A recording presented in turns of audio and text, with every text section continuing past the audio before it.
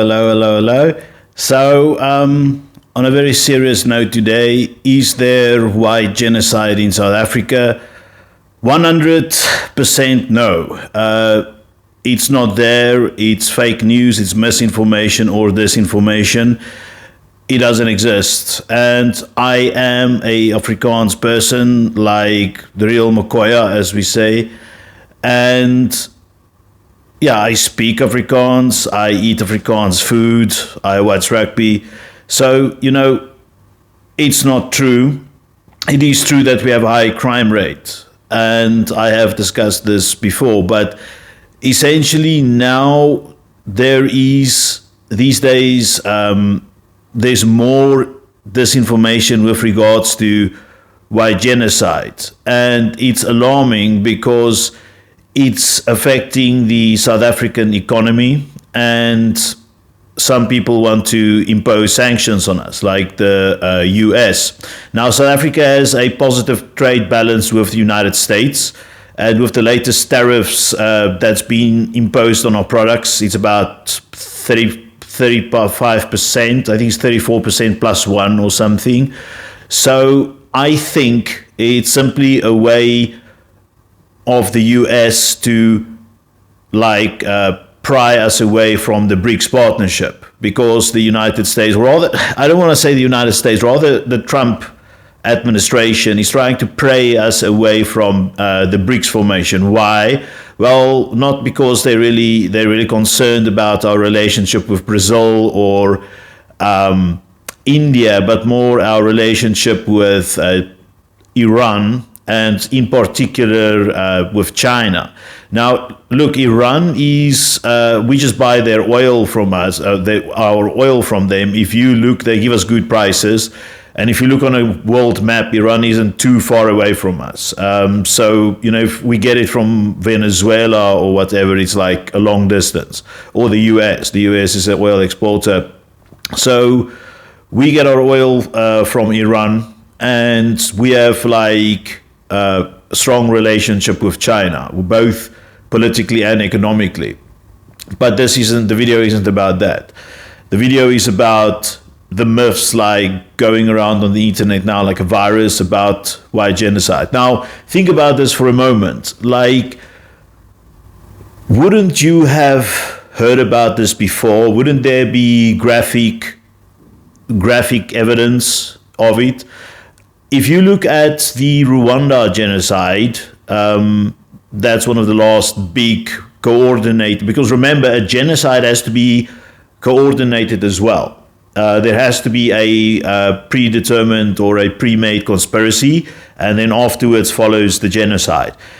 There were many images of the Rwanda genocide available everywhere, despite the Rwanda government's attempts to hide this. There were many photos taken, and you can go look for it. Although it's extremely graphic, you can clearly see it's a genocide. In addition, there's also this with a genocide, because it's a conspiracy, and it's not a small crime; it's a massive crime. If you murder a single person, there will be essentially just, let's say for the police to find the perpetrator, they will look for a weapon, a motive, they will look for alibi, they will look for evidence like DNA, fingerprints, CCTV footage. These guys are witnesses, witnesses is very important. If you think about crime 2,000 years ago, okay, in biblical times, they didn't have DNA or photographs or these things, but they had motive and they had witnesses and probably alibi as well. So what I'm talking about now specifically is witnesses. Where's the witnesses? You see? So of course you'll see these people on the internet saying A, B, C, D, E.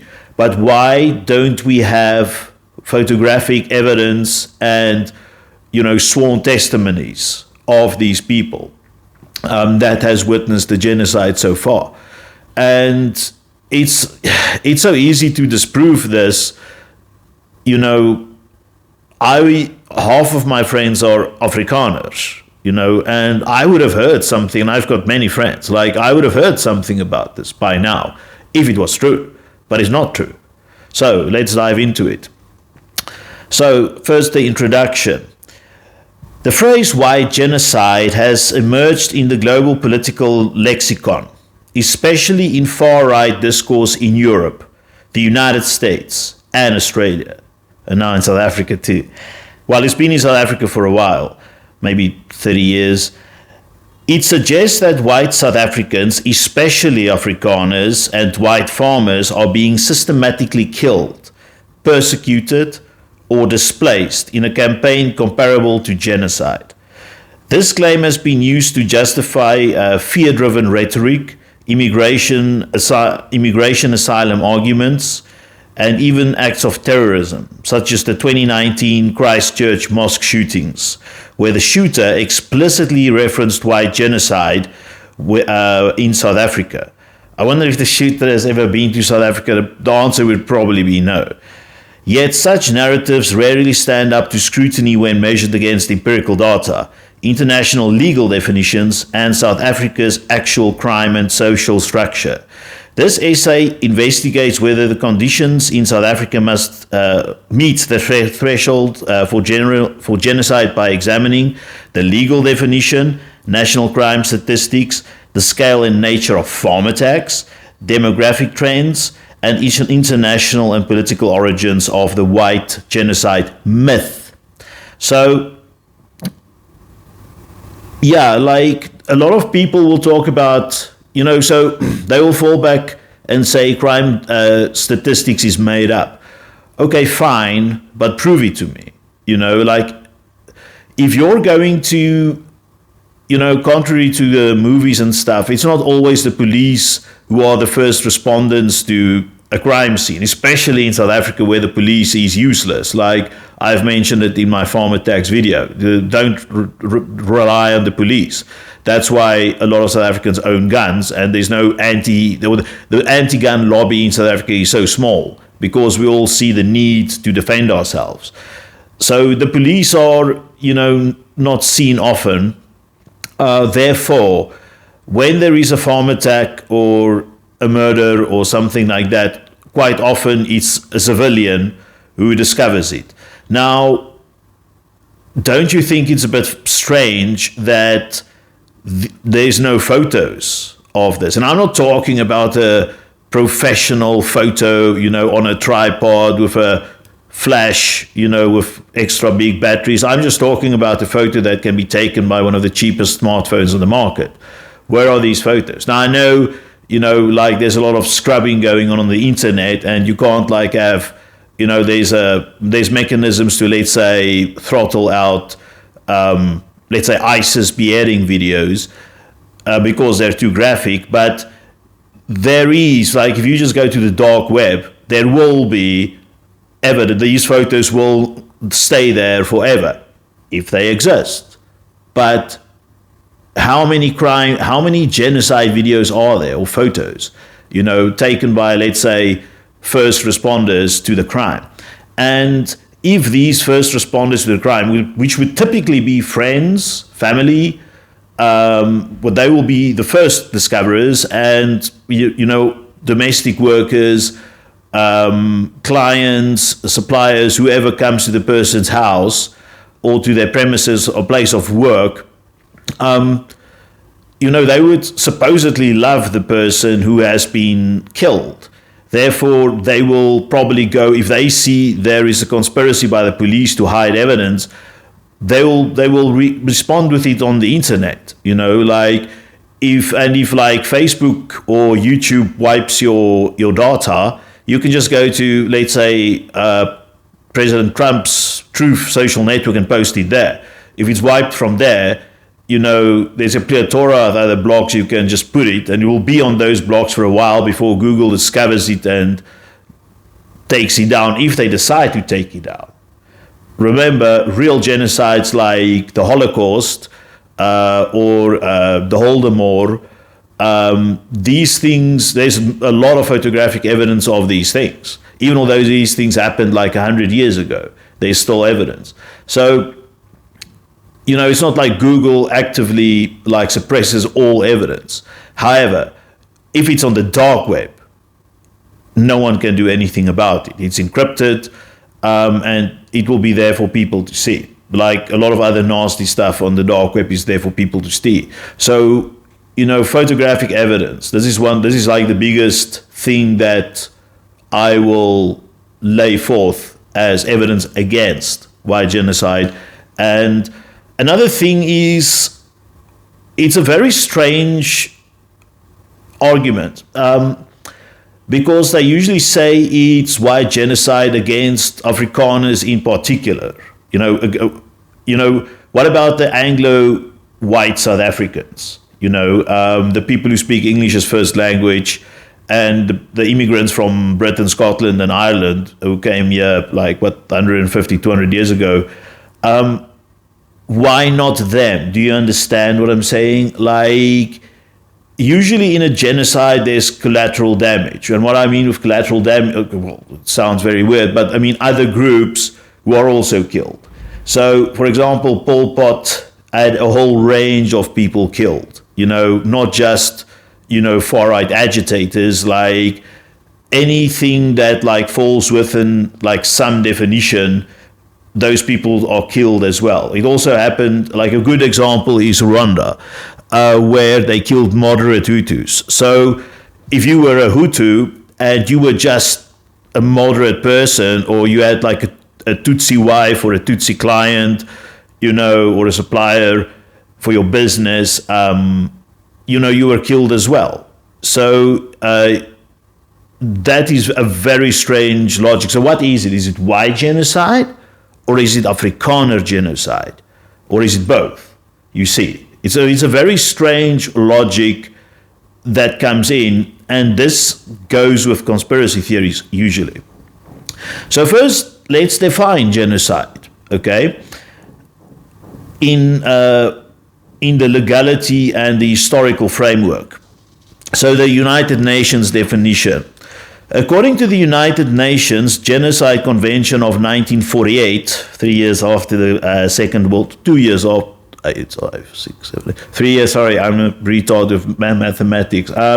3 years after the end of the World War, obviously, the United Nations said, acts committed with the intent to destroy, in whole or in part, a national, ethnical, racial, or religious group.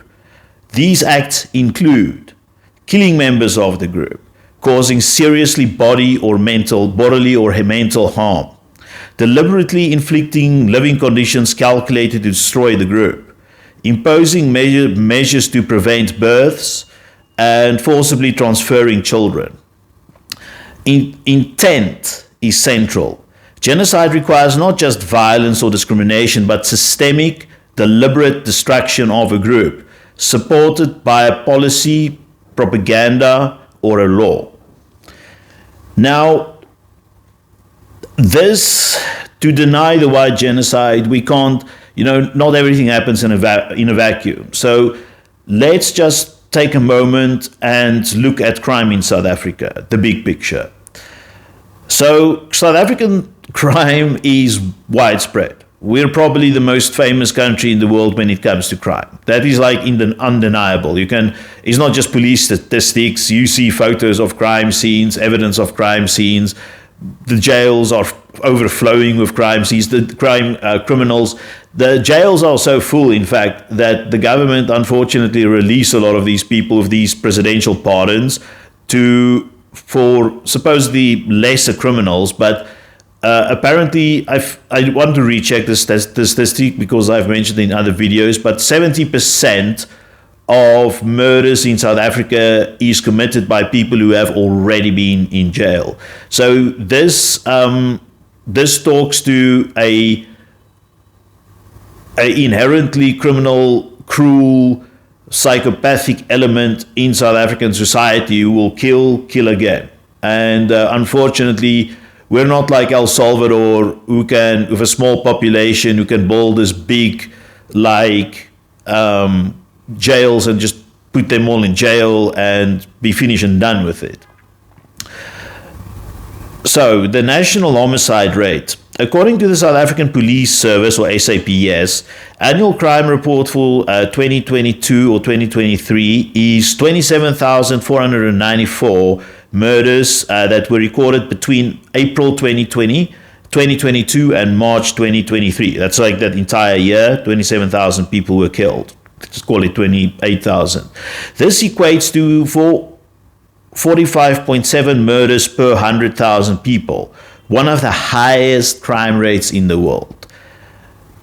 For comparison, the global average is 6.1 per 100,000, and the US murder rate in 2022 was 6.3 per 100,000. So immediately, can you see, just out of, this is like a bit of a sideline, but the US is slightly above the international crime rate. So essentially, you cannot deny South African crime. Let's be very clear about that, and murder in particular. If people just stole bread or committed minor vandalism like graffiti, this video would not exist. Racial breakdown of victims. This is an important one. While the SAPS does not officially publish racial data for murder victims annually, multiple academic studies, you see these academic studies because police won't release the data for this. It includes work by the Institute for Security Studies, ISS. It reveals that the vast majority of murder victims are black South Africans. In one representative sample of 2009 to 2019, 86% of murder victims were black, 9% were colored, and only 3% were white. The murder rate for white South Africans is approximately 8 to 10 per 100,000. Far below the national average. Thus, white South Africans are statistically less likely to be murdered than other race groups, especially black and colored South Africans. So, to just give you an idea, African black South Africans, African black South Africans are about 80% of the population. So you see, if 80% of them are murdered, they are disproportionately higher, it's a higher rate, obviously. And I forgot what percentage of the population is colored or Indian, but white South Africans are about 5% of the population.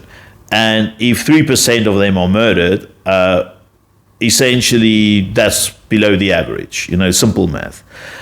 Number 3, farm murders and the White Genocide narrative. So now we come to the manufacturing of consent. Farm attacks are often central to the White Genocide claim. The definition and the context is that a farm attack, as defined by the SAPS, South African Police Service, includes any attack on a farming property, not only white-owned farms. It encompasses murder, assault, robbery, and intimidation. So you see, this is a very wide definition because a farm property is huge. We're not like, South Africa isn't like Luxembourg. It's not these baby farms all over the place. It's huge farms. Like South Africa's twice the size of Texas. Now, and on the farm, it's not just 4 people who live on the farm, like the farmer and his wife and 2 children. There's like a lot of the farm workers will obviously live on the farm because it will be too far to commute for them otherwise. So, or in most cases, some will probably commute. But you see, if one of those are killed as well, one of the farm workers, that also counts as a farm attack. And it can just be a person walking over the farm, like traversing the farm, who gets killed. That will be a farm attack. If the husband murders the wife or the wife poisons the husband, that is a farm attack. So you see, it's a very broad definition. And when we talk about farm attacks, the SAPS will include all of these numbers in the same number. In 2018, the SAPS report found that 41% of farm attack victims were not white.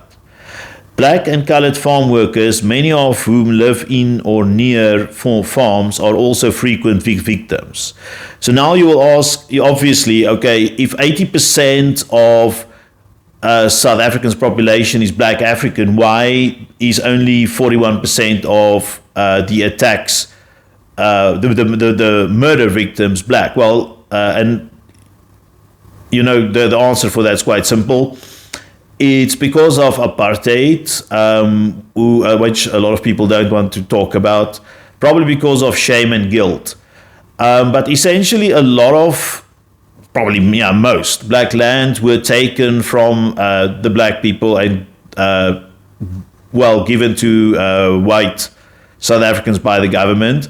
And therefore, the overwhelming, I don't know how many commercial farmers are white, but it's the overwhelming majority. I think 70% of South African land are owned by white people, bearing in mind we are only 5% of the population.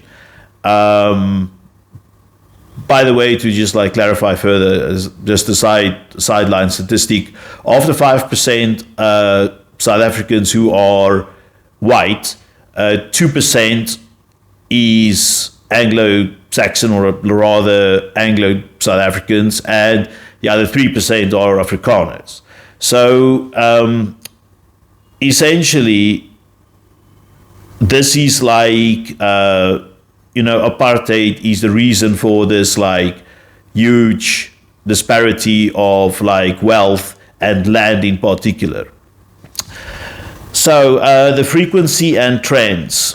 Data from AfriForum, a civil rights group often quoted in international media, as well as SAPS and Agri SA, show that 1,402 farm attacks occurred between 2016 and 2022. Of these, 357 were farm workers, averaging about 60 per year. In 2022, there were 293 farm attacks and 50 farm-related murders. Compare this to the national murder total in 2022 of 27,494 people. Farm murders thus account for only 0.1% of all murders in the country.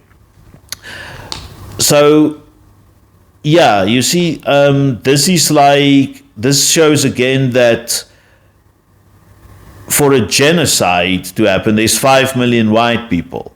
And we're talking only, not only, because every life is very precious. I'm not denigrating farmers in any way. Some of my family are farmers, some of my friends are farmers. So it's just, I'm just laying out the numbers. So if we talk about 5 million people, and you have only 293 farm attacks and 50 farm-related murders, that's a very small number to do a genocide. Unless you plan to do the genocide over 200 years. But if you plan to wipe out, a lot of people, in a genocide, remember, the genocide has to be done in a short amount of time. Because if it's not, even if you're killing a minority, they will organize themselves and they will fight back, and they may even win. If you look at Rwanda genocide, the Hutu government was and they were the majority too, by the way. It was also 70, 80, 90% Hutus. Yeah, I think it was 90% Hutus versus 10% Tutsis of the population. The Hutus were so intent on murdering the Tutsis. The Tutsis reorganized themselves into a very powerful militia that they actually beat the Hutus. They actually drove most of the Hutus out of the country. The Second World War is a bit similar, this absolute genocide of by the Germans on towards the Jews, created, in the occupied areas where Jewish people were able to hide or let's say they were able to flee to either the UK or to the Soviet Union, that created a huge passion within those Jewish people to fight Germany or to fight the Nazis. And a lot of soldiers in the Soviet Union and in the British Army and in the US Army were Jews, and they were determined to basically destroy the Nazi regime.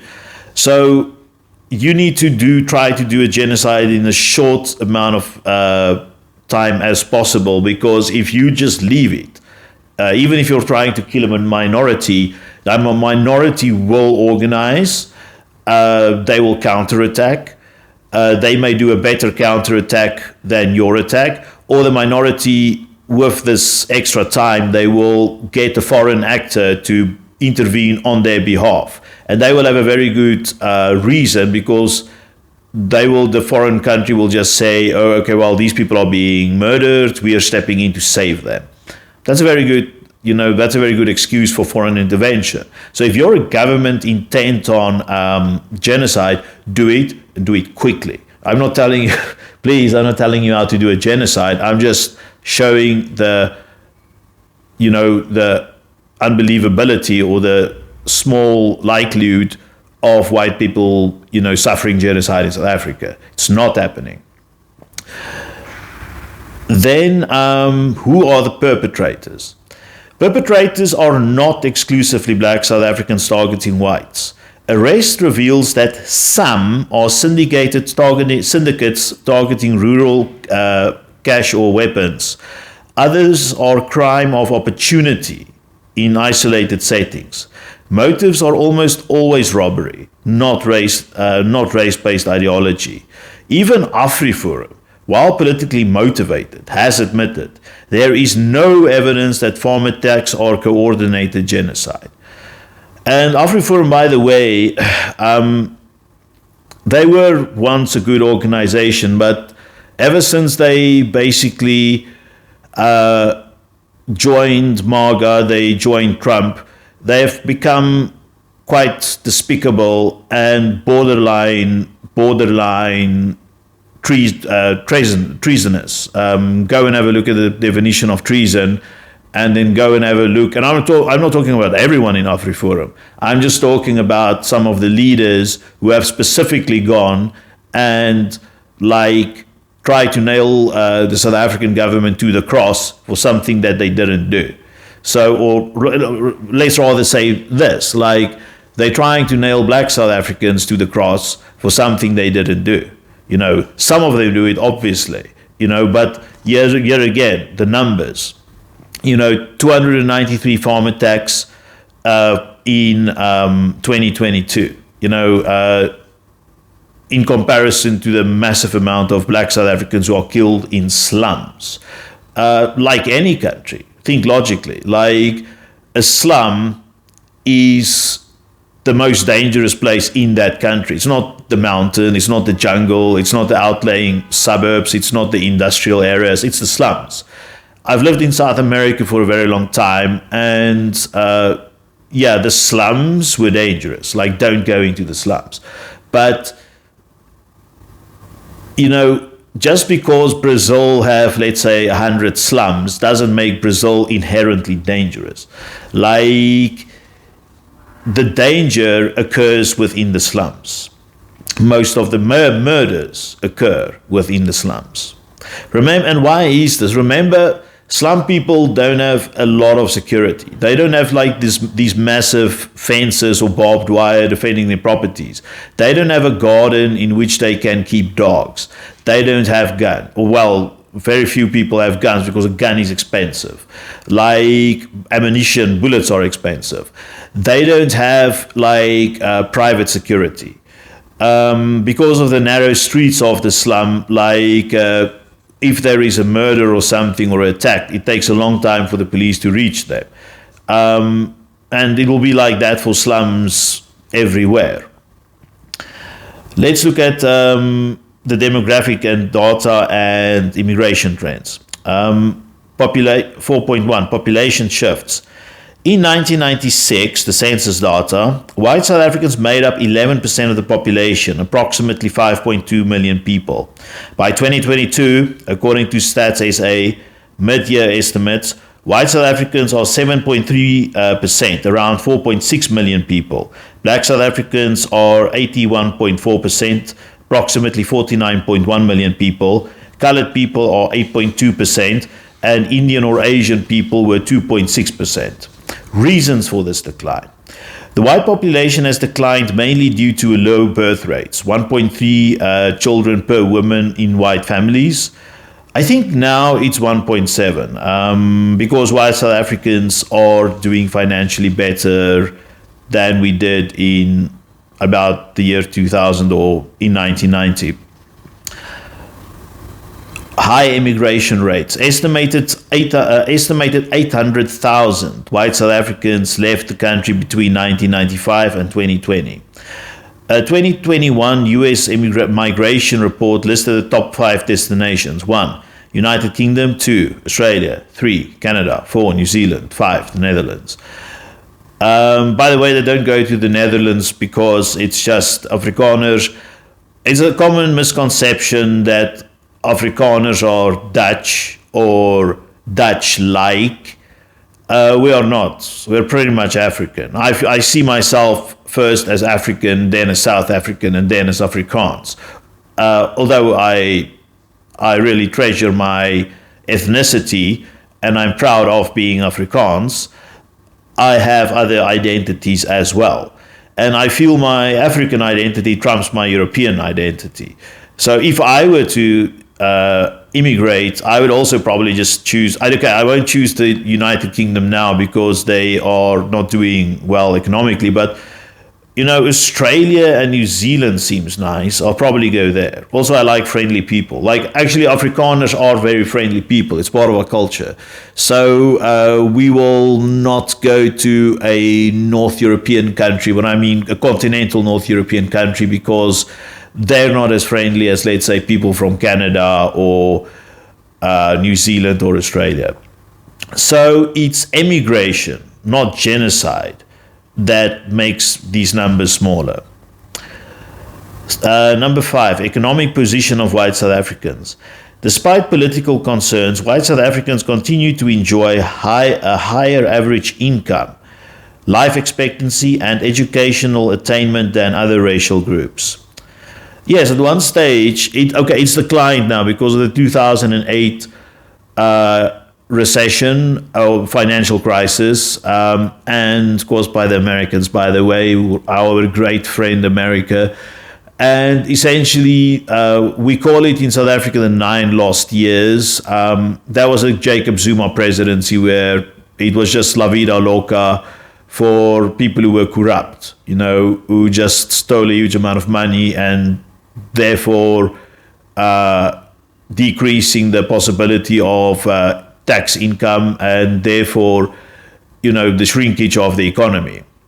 But for example, white South Africans, only 7% of them are unemployed. If you look at countrywide unemployment, it's 35%. If you include people who have stopped looking for work, 45% maybe. It's a very high for people under the age of 35. It's a very high percentage. This also shows you that, crime is a lot about economics. Jordan Peterson said that if you just sit around, if you have no meaning in life, then you become a psychologically poor person. And that's kind of what it is to a large extent. If you don't have a job, it's not just about the money. It's like you go out every day, whether you clean toilets or whether you're the CEO of Unilever, you go out with a purpose every day. If you can't go out to work, not only will you be poor, but you'll feel that you have no purpose. And I think some people turn to crime because they feel they have no purpose. So let's get back to the income and education of white South Africans.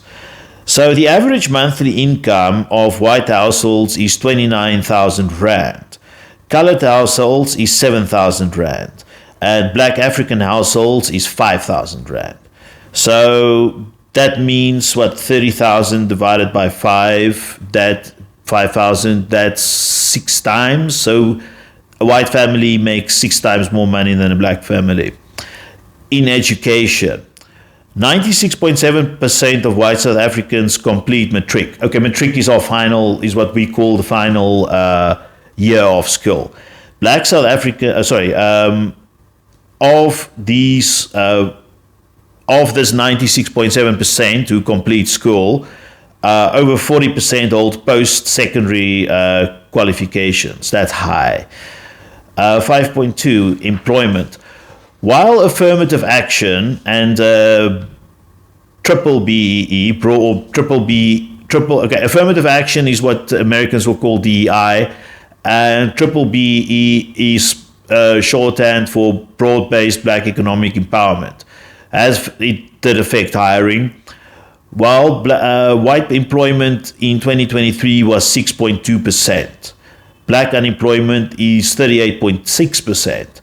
National average is 32.9%. There's many ways. Okay, so this is different to the numbers I've mentioned previously, but there's a lot of ways to define unemployment. Like if you're pregnant and you take maternity leave, technically you're unemployed, but it doesn't mean you can quickly re-enter the workforce. If you are looking for a job but you can't find one, that's one number. And if you have just given up, that's another number. And then you can combine or split these numbers. So I don't think I think the real number is about 45%. If you drive around in South Africa, you just see people on the street loitering around doing nothing, and it's because they're not employed. Let's go to the role of political rhetoric. Okay, 6.1, Julius Malema at the EFF, that guy. Julius Malema isn't an angel, to put it mildly, to give him a lot of credit. He's not an angel. If I overcredit him, he's still not an angel. He talks, and he talks way, way too much. So, statements like, "We are not calling for the slaughter of white people yet," by Julius Malema, 2016, have stirred controversy. So, however, courts have ruled that Malema's speech is inflammatory but not genocidal. The SA Human Rights Commission has cautioned against hate speech but found no state-backed incitement to genocide. Malema's party, the EFF, holds around 10% of national vote share, not enough to pass any laws. So, well, I find this disgusting. We are not calling for the slaughter of white people yet. What the hell is that supposed to mean? However, I don't know who of you are familiar with the Charles Manson murders, when, the La Bianca Drive murders and the Gary Hinman murders and the Sharon Tate murders. At all three of these crime scenes, this is like something totally different, but Charles Manson made his followers paint on the walls in blood, so gross, but he made them paint on the wall like death to pigs and political piggy, and they made a paw print to representing the Black Panthers. They wanted to start a race war. Now, don't you think like people in a genocide, at least some of them, okay, well, let's be clear.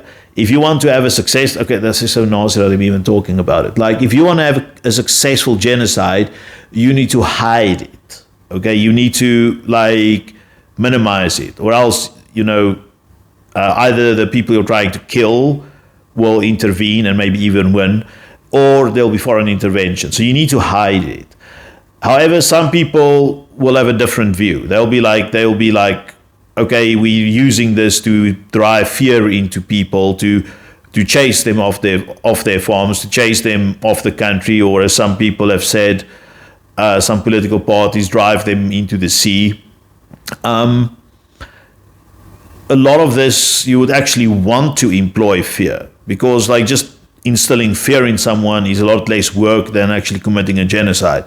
So, because remember also, in a genocide, many people would, like, if you have a gun and you know someone's going to kill you, you're just going to use it because you'll be like, look, this person's going to kill me anyway.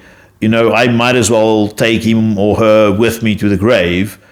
Okay, let's rather say him, because we know for a fact that the probability of women committing crime is just less. You know, once again, statistics.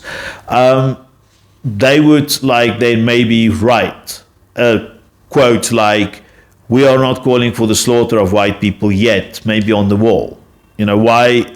That will be national news if that happens. Like somewhere, like even if the police are first on the scene and they say the police want to be part of a conspiracy to hide this, some policeman will have a massive conundrum,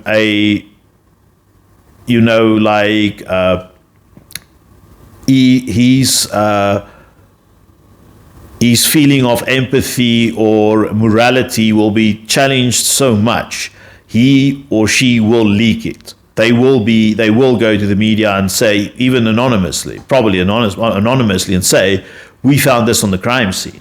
You know, like, I don't have a photo, but I saw this with my own eyes." You know, there will be fingerprints. You know, and I mean, fingerprints is evidence of such a quote, like having motivated people. I'm going to say it again. This quote by Julius Malema is disgusting, but it's not it is not that genocidal, and I'm going to tell you now why. Courts have ruled Malema's speech inflammatory but not genocidal. The South African Human Rights Commission has cautioned against hate speech but found no state-backed incitement to genocide. Malema's party, the EFF, holds around 10% of the national vote share and not enough to pass laws. So essentially,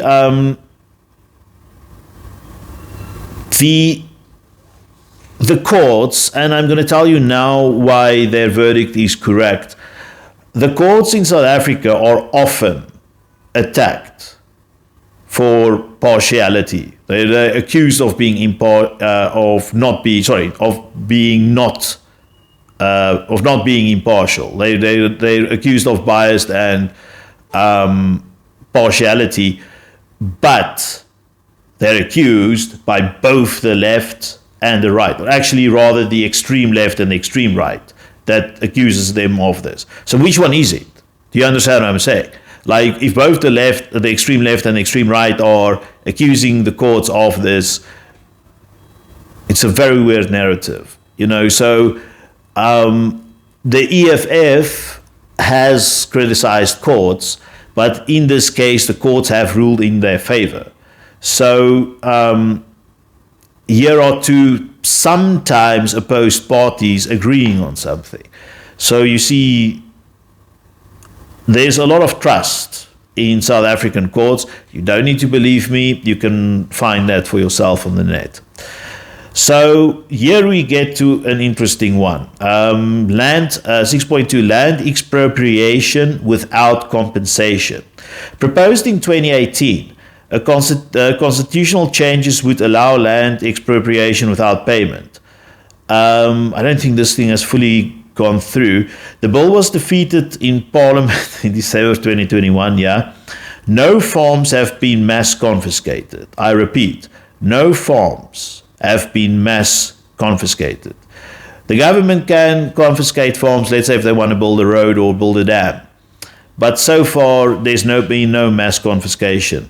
The ANC reiterated that redistribution would be orderly, lawful, and compensated where possible. So, look, 70% of the land are owned by whites, but the ANC, the ruling party, has not done like what they did in Zimbabwe. That's the best example. They have not done like a mass expropriation of land. So essentially, that's just not true. Like many land has been bought out for black farmers, where if you're black and you can prove, like in 1913, the ANC called that the original sin, or many people call that the original sin is 1913. Laws was created to specifically take land from black people and give it to white people. So if you are black and you can prove this, you can prove that, 100 years ago, this land was my great grandfather's and you took it from me. The government will, under many circumstances, buy that land on full market value. And okay, not always was market value given, because you have to give fair market value. You can't, if you're a white guy and this stolen land is taken from you, you can't blackmail the government into giving you a higher market price. That's like unethical. And I'm saying it's unethical not because I'm like against capitalism. I'm saying it's unethical because there was a crime committed and there has to be justice. There has to be a rectification. So, if someone steals my phone, and my phone is then sold by the thief to someone else, and let's say a judge then says, okay, that phone needs to be returned to me. The phone just has to be returned to me. Like, I don't need to pay money for it, so, that's who should be logical. Now let's go to the most important thing for me in this entire video, because this is Trump, who's now like actively trying to move the white population into the United States. The term white genocide began circulating internationally after the 2001 Durban Conference on Racism. The rise of white nationalist sites like Stormfront, 4chan, and later Gab. Fox News segments between 2017 and 2019 amplified fears, especially under Tucker Carlson. Tucker Carlson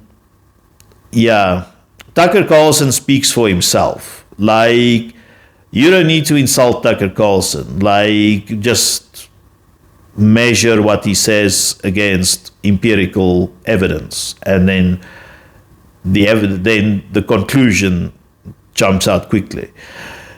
In August 2018, the US President Donald Trump tweeted, "I have asked Secretary of State to closely study the South African land and farm seizures and the large-scale killing of farmers." This was condemned by South Africa's government as misinformed and based on false narratives.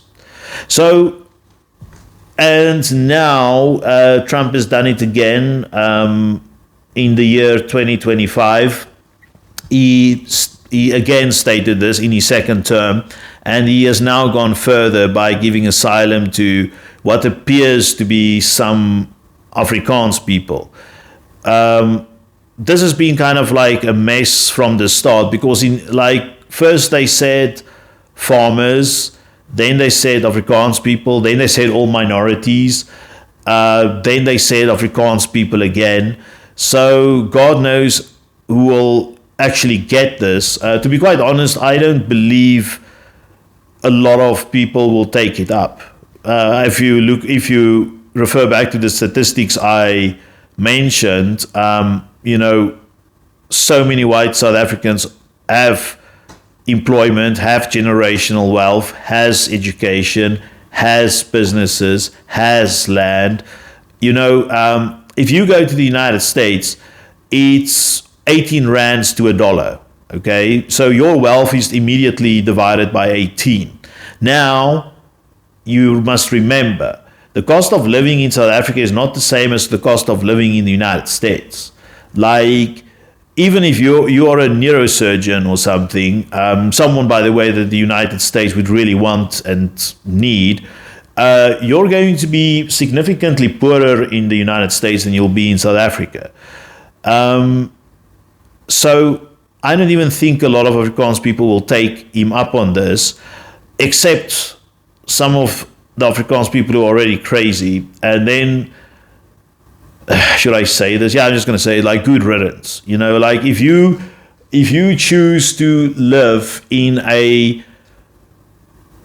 fantasy world where you are a perpetual victim, then, you know, are you supposed to get, like, you know, extra support? You know, I don't think so.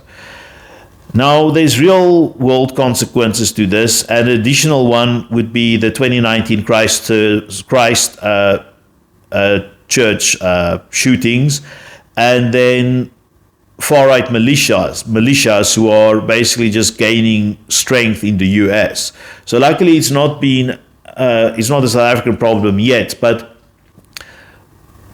if misinformation and disinformation reaches a certain point, then Afrikaner people who distrust mainstream media in any case, because some of the media isn't very good, they may start arming themselves. And now you live with this fantasy that in your head that you're going to get attacked, and they may start forming militias. And let's say there's a militia of 1,000 people strong, and there's a call out about a farm attack, but then let's say it's a false farm attack. It's just like a normal run-of-the-mill protest about working conditions or whatever. You know, let's say the workers start throwing stones and the militia start shooting back and kill some people, you know, and then there's retribution for that killing, and then more retribution from the militia side. You can see where this will spiral to. So this is why the misinformation, disinformation, and propaganda comes in and becomes so dangerous. And this is why it should be fought by any sane, logical person who is confronted by this, whether it's online, whether it's face-to-face, whether it's in your family WhatsApp group. It has to be confronted. And all of this is lies. It's lie. The thing is, if you tell me there's white genocide in South Africa, you either I'm lying to, because I'm saying there's not. Okay, so either I'm lying to you, or I'm extremely stupid, or I'm extremely ignorant, or a combination of these things. But the reverse can also be true. If you're telling me there is white genocide, you know, maybe you're wrong. You know, like, so either I'm stupid, ignorant, or I'm lying to you in your face, recorded nonetheless, you know, not even real time where there's no evidence like this. I'm creating evidence right now with this statement. You know, I'm doing one of those three things if I say there's no genocide. And since I was a very small boy, you know, it was beaten into me actually to always be honest. And I'm not a saint. I'm not always honest, like every person, like human beings. If someone asks me if I'm fat, you know, depending on the person, I will tailor make my response. But when it's about serious stuff, you need to be honest. And this thing about, you know, so the thing about honesty, it's not a new concept. If you look back 2,000 years ago, biblical scripts, if you look at Buddhistic and Hindu scripts, Native American shaman beliefs, all of these things, it underscores the need for honesty. It's a universal human value. And I think when we are talking about such serious things as white genocide, we need to be honest. And there is a flip side to this coin as well. Let's say there is a possible danger of genocide in South Africa, and this exists on a spectrum. You'll get a country like Iceland where there's zero chance of genocide because, well, everyone in Iceland are Icelandic people and it's a very rich country. Like, they have no need to do this.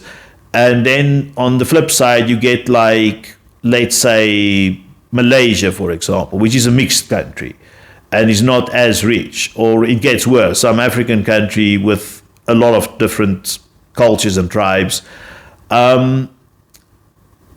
What I'm saying is, don't cry wolf unless there is a wolf.